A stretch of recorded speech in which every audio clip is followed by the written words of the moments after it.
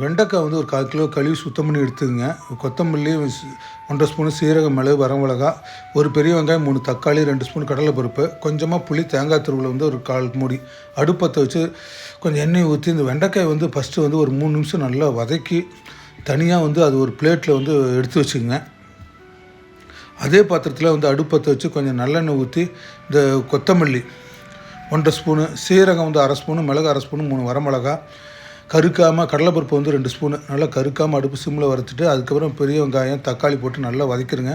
கருவேப்பிலை ஆட் பண்ணிவிட்டு கடைசியாக வந்து தேங்காய் துருவல், கொஞ்சம் புளி. ஸ்டவ் ஆஃப் பண்ணிடுங்க. ஆறுனதுக்கப்புறம் மிக்ஸி ஜாரில் வந்து கொஞ்சம் ஆட் பண்ணிவிட்டு கொஞ்சமாக தண்ணி ஊற்றி மூடி போட்டு அரைச்சி ஒரு மசாலா வந்து ரெடி பண்ணிக்கோங்க. நம்ம தாளிக்கிறதுக்கு வந்து கடுகு, கொஞ்சம் 1/2 ஸ்பூனு வெந்தயம், இஞ்சி பூண்டு 1 ஸ்பூனு, வெங்காயம் 2 வரமிளகா, கருவேப்பிலை.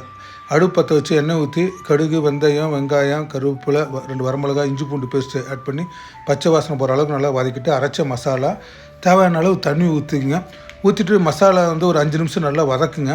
அதுக்கப்புறம் வதக்கி வச்ச வெண்டைக்காய் ஆட் பண்ணிவிட்டு தேவையான அளவு தண்ணி ஊற்றிடுங்க. ஊற்றிட்டு உப்பு ஆட் பண்ணிவிட்டு தட்டு போட்டு மூடுங்க. நல்லா ஒரு 5 நிமிஷம் நல்லா வேகட்டும், நல்லா கொதிக்கட்டும்.